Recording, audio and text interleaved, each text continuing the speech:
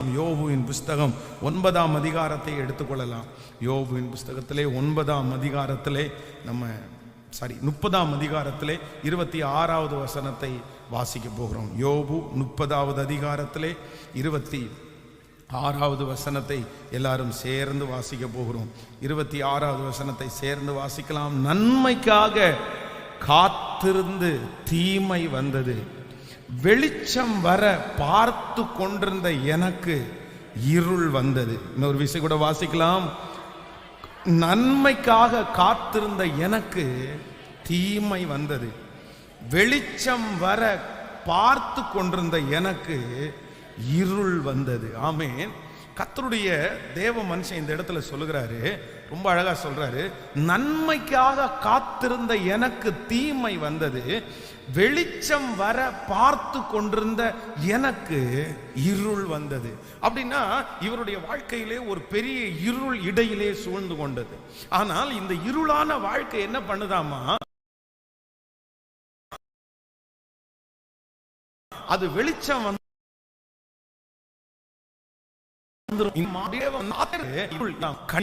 தொடருகிறது. பல நாட்களாக, பல மாதங்களாக, பல வருடங்களாக இந்த இருள் வந்து தொடர்ந்து கொண்டே இருக்கிறது. ஆனால் இந்த அதிகாரத்தினுடைய கடைசியில் நீங்கள் வாசிக்கும் போது ரொம்ப அழகாய் சொல்லப்படுகிறது. எடுத்துக்கொள்ளலாமா? அந்த வசனத்தை கூட வாசிக்கலாம். 42ஆம் அதிகாரம், 42ஆம் அதிகாரத்திலே வாசிக்கலாம்.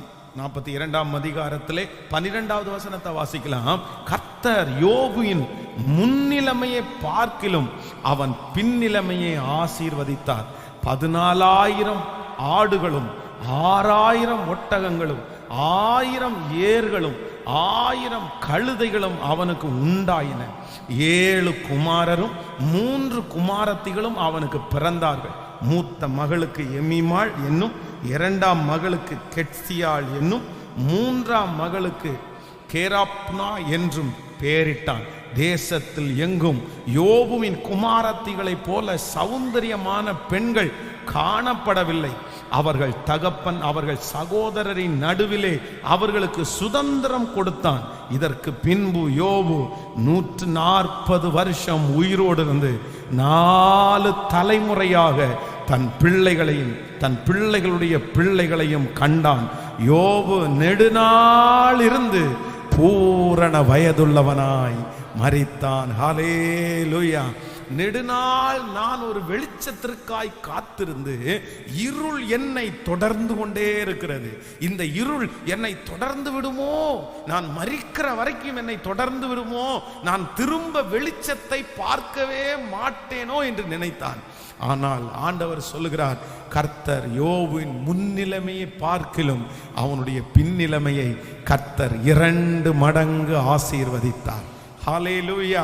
அவன் 4 தலைமுறைகளை பார்த்து அதற்கு பின்புதான் தேவராஜ்யத்திற்கு எடுத்து கொள்ளப்பட்டான். அப்ப நான் என்ன நம்புறேன் அப்படின்னா, 3வது நம்முடைய வாழ்க்கையிலே இருக்கிற ஒரு இருளை கர்த்தர் வெளிச்சமாக்குவார். எந்த இருளை என்றால், நம்முடைய வாழ்க்கையிலே தொடர்கிற இருளை கர்த்தர் வெளிச்சமாக்குவேன் என்று வாக்கு கொடுக்கிறார். இந்த ஜெபத்திலே இந்த சத்தத்தை கேட்கிற நீங்கள் வந்து தொடர்கிற இருளா இருக்கலாம். உங்களுடைய வாழ்க்கையிலே கடந்த நாட்களிலே ஆரம்பித்த, கடந்த வருடங்களிலே இல்லைன்றால் பல வருடங்களுக்கு முன்பாக ஆரம்பித்த அந்த இருள் வந்து யோபுவை போல நீங்கள் வெளிச்சத்திற்காக காத்திருக்கலாம். இந்த இருள் மாறுகிறதற்காய் காத்திருக்கலாம். ஆனா அந்த இருள் உங்களுடைய வாழ்க்கையில தொடர்ந்துட்டே வரலாம். ஆனா ஆண்டவர் இந்த 21 நாள் இரக்கம் செய்யும் வரை கூட்டத்தில் உங்களுக்கு வாக்கு கொடுக்கிறாரு. இல்ல, யுத்தங்களை தடுத்து ஓய பண்ணுகிற கர்த்தர், ஈட்டியை முறிக்கிற கர்த்தர் வாக்கு கொடுக்கிறார். இல்லை, தொடர்கிற உன்னுடைய வாழ்க்கையில் இருக்கிற அந்த இருளை கர்த்தர் இன்றைக்கு தடுத்து நிறுத்தி வெளிச்சமாய் கர்த்தர் வரப்போகிறார். இனி அந்த இருள் நமக்கு தொடர போறதில்லை. ஆமென் சொல்லுங்கள். நீங்கள் மரணம் வரைக்கும் தொடரும் என்று நினைக்கிறீர்கள். இல்லை, கர்த்தர் உங்களுடைய கண்கள் காண அற்புதங்களை கர்த்தர் செய்வார். உங்கள் கண்கள் வெகு சீக்கிரத்திலே நன்மையை பார்க்க போகிறது. அந்த பல வருடங்களாய் தொடருகிற இருளை, 38 வருடமாய் தொடர்ந்த அந்த இருளை கர்த்தர் ஒரே நாளிலே மாற்றினார். இன்றைக்கு உயிர்த்தெழுந்த கர்த்தர் இந்த ஆலயத்திலே அசைவாடி கொண்டிருக்கிறார். இருக்கிற கர்த்தர், நீங்கள் ஆராதிக்கிற இடத்திலே இருக்கிற கர்த்தர் வாக்கு கொடுக்கிறார். அநேக வருடமாய், 12 வருடமாய், 18 வருடமாய், 15 வருடமாய் போராடி கொண்டு உன்னை துரத்தி கொண்டு உனக்கு பின்பாகவே வருகிற அந்த இருளை இந்த 21 நாள் ஜெபத்திலே வெளிச்சமாக்குவேன். இனி அந்த இருள் உங்களை தொடரப் போவது இல்லை. ஆமென், ஆமென், ஆமென். இனி அந்த இருளை கர்த்தர் தொடருவதற்கு அனுமதிக்கவே மாட்டார். ஹல்லேலூயா. தொடர்கிற இருளை என்னுடைய தேவன் வெளிச்சமாய் மாற்றுவார். ஆமென் சொல்லுங்கள். நீங்க இன்னைக்கு இங்கிருந்து போகும்போது என்ன சொல்லணும்னா, அவர் எனக்கு கொடுக்கிற வெளிச்சத்தினால் நான் இருளை கடந்து போவேன். அவர் எனக்கு கொடுக்கிற வெளிச்சத்தினால் இருளை கடந்து போவேன். 2021 வருஷம் அந்த இருள் மாறும் என்று நீங்கள் நினைத்து விசுவாசத்தோடு நீங்கள் ஒரு புது வருஷத்துக்குள்ள காலடி எடுத்து வைத்திருக்கலாம். இந்த 2022 வருஷத்திலேயாவது இந்த இருளை எனக்கு கர்த்தர் வெளிச்சமாக்குவார், நிச்சயம் மாற்றுவார் என்று விசுவாசத்தோடு நம்பி காலடி எடுத்து வைக்கலாம். ஆனால் இந்த 2022 இத்தனை மாதங்களும் கடந்து வந்தேன். ஆண்டவரே, இத்தனை மாதம் இன்னும் இந்த வருடம் முடிகிறதுக்கு ஒரு சில மாதங்கள் தானே உண்டு. ஆனா என்னுடைய இருள் மட்டும் தொடர்ந்துட்டே இருக்குது. என்னைக்கு நான் வெளிச்சத்தை பார்ப்பேன்? இந்த ஜெபத்தில் இருக்கிறவங்க உடைஞ்சு போன இருதயத்தோட வரலாம். இதே கேள்வியை கேட்டுட்டு இன்னைக்கு இந்த ஜெபத்தில் கலந்து கொண்டலாம். என்று என் இருள் மாறும், என்னைக்கு இருள் மாறும்? கர்த்தர் எனக்கு சொன்னா நல்லா இருக்குமே. ஒவ்வொரு நாளும் யோபுவை போல இருள் மாறுவதற்கு, வெளிச்சத்தை பார்க்கறதுக்கு நான் எதிர்பார்க்கிறேன். ஆனா எனக்கு அந்த வெளிச்சம் எனக்கு தூரமா இருக்குது. இப்படியே நீடிச்சிருமோ? இப்படியே என்ன கர்த்தர் கொண்டு போயிடுவாரோ? நான் மரணம் அடைகிற வரைக்கும் அந்த வெளிச்சத்தை பார்க்கவே முடியாதோ? ஆனா ஆண்டவர் வாக்கு கொடுக்கிறார் ஊழியர்கள் மூலமாய், மகளே மகனே திடன்கொள், உன்னுடைய இருள், தொடர்கிற இருள் சீக்கிரமாய் வெளிச்சமாகும். சிலருக்கெல்லாம் இந்த வருஷம் முடிகிறதற்குள்ளே அந்த இருள் வெளிச்சமாகும். இப்பொழுது கரங்களை தட்டும் போது, ஆவியானவரே, உயிர்ப்பிக்கிற ஆவியானவரே, விசுவாசித்தால் தேவனுடைய மகிமையை காண்பாய் என்று சொன்னவரே, இப்போ உங்க பிரசன்னம் ஊற்றப்படட்டும், உங்க வெளிச்சம் வரட்டும். நீங்க இருக்கிற இடத்துல இருள் இருக்க அவசியம் இல்லை. அந்த குடும்பத்துல வாரும் ஆண்டவரே, அந்த சரீரத்துல வாரும் ஆண்டவரே, அந்த தொழில்ல வாரும் ஆண்டவரே, அந்த பிள்ளைகளுடைய வாழ்க்கையில நீர் வாரும் ஆண்டவரே. அந்த தொடருகிற இருளை கர்த்தர் வெளிச்சமாய் மாற்றுவீராக. ஆமென், ஹல்லேலூயா. நம்பிக்கையில்லா நிலையானதோ, விசுவாசம் முன்னில் குறைவானதோ. நம்பிக்கையில்லா நிலையானதோ, விசுவாசம் முன்னில் குறைவானதோ. வல்லவர் உனக்குள்ளே இருக்கின்றார், வலக்கரம் தாங்குவர் கலங்காதே, வலக்கரம் தாங்குவர் கலங்காதே. எனக்குள்ளே இருக்கின்ற என் இயேசு என்றும் பெரிய, பாடுவோம். எனக்குள்ளே என் இயேசு என்றும் பெரியவர், நான் அறியாதது எனக்கு எட்டாததுமான பெரிய காரியம் செய்திடுவார். நான் அறியாதது எனக்கு எட்டாததுமான பெரிய காரியம் செய்திடுவார். ஹல்லேலூயா. கர்த்தராகிய தேவன் என் இருளை வெளிச்சமாக்குவார். கர்த்தராகிய தேவன் என் இருளை வெளிச்சமாக்குவார். அவர் நம்மை அழைத்ததே எப்படி அழைச்சிருக்கிறார்னா, அந்தகார இருளிலிருந்து ஆச்சரியமான ஒளியினிடத்திற்கு வரவழைத்தவருடைய புண்ணியங்களை அறிவிக்கும்படியாய் தெரிந்து கொள்ளப்பட்ட சன்னதியாயும் ஆசாரிய கூட்டமாயும் கர்த்தர் உங்களையும் என்னையும் தெரிந்து கொண்டிருக்கிறார். ஏற்கனவே கர்த்தர் நம்ம நிறைய பேரை எங்கிருந்து கர்த்தர் பிரிச்செடுத்தார்னா, அந்தகார இருளிலிருந்து பிரிச்செடுத்தார். ஆமென். நம்ம நிறைய பேர் இருளில் கடந்தோம். நம்முடைய முன்னோர்கள், நம்முடைய வாழ்க்கை எல்லாம் நிறைய பேருக்கு பார்த்தீங்க அப்படின்னா இருளான வாழ்க்கை, விக்கிரகமான வாழ்க்கை. ஆனால் அந்த இடத்துலேருந்து கர்த்தர் நம்மளை தூக்கி எடுத்தார். நம்ம எதை பார்த்து வந்தோம்னா, இருளில் இருந்த நம்ம ஒரு பெரிய வெளிச்சத்தை கண்டோம். நமக்கு முன்னாடி அந்த வெளிச்சம் பிரகாசித்தது. அந்த இருள் சாகிற வரைக்கும் நம்ம இனி தொடர கர்த்தர் அனுமதிக்கவே மாட்டார்.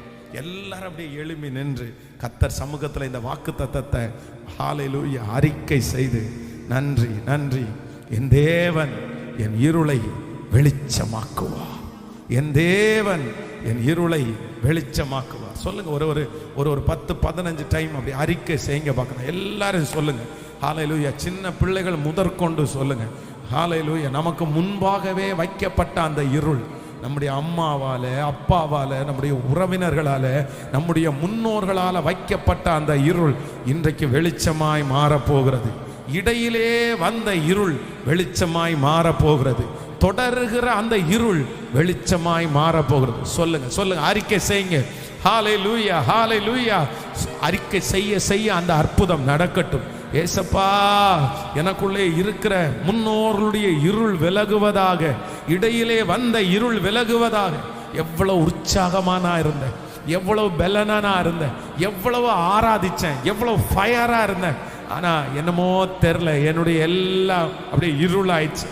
பாஸ்டர், நீங்க சொல்றது 100க்கு 100 உண்மை. இடையிலே என் வாழ்க்கையில வந்த ஒரு இழப்பு, ஒரு அவமானம் என்னை அப்படியே உட்கார வச்சிருச்சு. நான் இடையில வந்த இருள் என்னை கண்டினியூ ஆயிட்டே இருக்குது.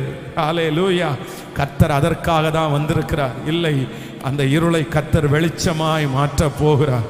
அந்த இருளை கர்த்தர் எடுத்து போட போகிறார். மறுபடியும் அந்த உற்சாகம் வரப்போகிறது. மறுபடியும் அந்த பிசினஸ் வரப்போகிறது. மறுபடியும் அந்த ஜெப வாழ்க்கை வரப்போகிறது.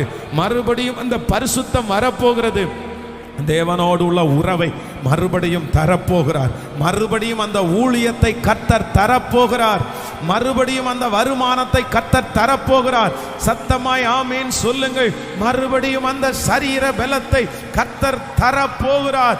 உங்களுடைய இருள் வெளிச்சமாகும். நன்றி அப்பா, நன்றி. நீ செய்ய நினைத்தது தடைபடாது. நீ செய்ய நினைத்தது, நீ செய்ய நினைத்தது அது தடைபடாது. அது தடைபடாது. அது தடைபடாது. ஹல்லேலூயா. ரொம்ப அழகான ஒரு பாடல். மலைகள் விலகி போனாலும், பர்வதங்கள் பெயர்ந்து போனாலும், என் கர்த்தர் என்னோடு கூட இருக்கிறார். ஹல்லேலூயா. அவருடைய கிருபை என்றும் மாறவே மாறாது. வாக்குத்தத்தம் செய்தவர் உண்மையுள்ளவர். விசுவாசிக்கிறீங்களா? ஆமென் சொல்லுங்கள். உங்களுடைய வாழ்க்கையிலே இருளான காரியத்தை எல்லாம் நீங்க ஜெபம் பண்ணி ஆண்டவர் உங்களுக்குள்ள வரும்போது எல்லாம் என்ன ஆயிரும் அப்படின்னா பிரகாசமா மாறிடும். உலகத்தில் வந்து எந்த மனுஷனையும் பிரகாசிப்பிக்கிற ஒளி அது மெய்யான ஒளி. நம்முடைய தேவன் என்னவா இருக்கிறாராமோ? ஒளியா இருக்காராம். ஒளியா இருக்காராம். அவர் இருக்கிற இடத்துல இருள் இருக்காது. வீட்டில் இருள் இருக்கா, இயேசுவை வர சொல்லுங்க, அந்த இடம் வெளிச்சமாக மாறும். ஹல்லேலூயா. சிங்கப்பூர்ல ஒரு மகா பெரிய தேவாலயம் ஒன்று இருக்கிறது. ஆயிரக்கணக்கான ஜனங்கள் அந்த இடத்துல ஊழியத்திற்காக வருகிறார்கள். அப்போ வந்து அந்த இடத்துல இருந்த பாஸ்டர் சமீபத்தில் அவங்க இறந்துட்டாங்க. அவருடைய மகன் இப்போ அங்கே பாஸ்டராக இருக்கார். அவருடைய சுப்பையா, பாஸ்டர் சுப்பையா. அவர் வந்து ஃபஸ்ட்டு அந்த மலேசியாவில் அந்த ஊழியம் ஆரம்பிக்கும் போது ஒரு இடத்த, எல்லா இடத்தையும் பார்த்து எல்லா இடம் ரொம்ப வாடகை ஜாஸ்தியாக இருந்துச்சு. அவங்களால அந்த வாடகை கொடுக்க முடியாது. அப்போ வந்து ஒருத்தர் ஒரு இடத்த கொண்டு போய் காமிச்சாராமா. அது பூட்டி கிடந்துச்சு. பல வருஷங்களாக அது பாழடைஞ்ச பில்டிங்காக இருந்துச்சாம். அப்போ அந்த ஓனரை பார்த்து கேட்டாராம்மா, இந்த இடத்த கொடுப்பீங்களான்னு. எவ்வளோ வாடகை வேணும்? அவர் சொன்னாராம்மா, நீங்கள் இருந்தால் போதும், வாடகைவே வேண்டாம். ஏன்னா அந்த இடத்துக்குள்ளே வந்து ஒரு பிசாசு இருக்குது அப்படின்னு சொல்லி இதுக்கு முன்னாடி அதில் வந்த எல்லாருமே அதை விட்டுட்டு ஓடி போனாங்க. ராத்திரியானா அது உள்ள நடமாடுதாம்மா. அப்போ எங்களுக்கு தெரியாது, அதனால் நீங்கள் வச்சுக்கோங்க, எவ்வளோ முடியுமோ அவ்வளோ கொடுங்க அப்படின்னு ஃப்ரீயாக கொடுத்த மாதிரி கொடுத்தாராம்மா. இவர் உடனே போய் அந்த கடையை போய் ஷட்டரை திறந்து விட்டு உள்ளே போய் ஒரு ஜோம் பண்ணாராம்மா. ஜோம் பண்ண உடனே என்னமோ டக்குன்னு அங்கேருந்து வெளியே போன மாதிரி ஒரு இது இருந்துச்சா. போய் எல்லாம் க்ளீன் பண்ணி அந்த திருச்சபையை நடத்தி ஆயிரக்கணக்கான ஜனங்கள் வந்து அதன் மூலமாய் கர்த்தர் ஒரு பெரிய எழுப்புதலை அந்த தேசத்தில் கட்டளையிட்டாராம். இன்றும் அந்த சர்ச்சு பெரிய சர்ச்சா இருக்குது. அதனால நான் நம்புறேன், நீங்க ஜெபம் பண்ணியோ உள்ள வீட்டுக்குள்ள போய் நிற்கும் போது அந்த இருள் வெளிச்சமாக மாறும்.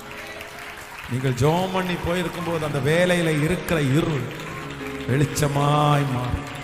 உங்களுக்குள்ளே இருக்கிறவர் பெரியவர்.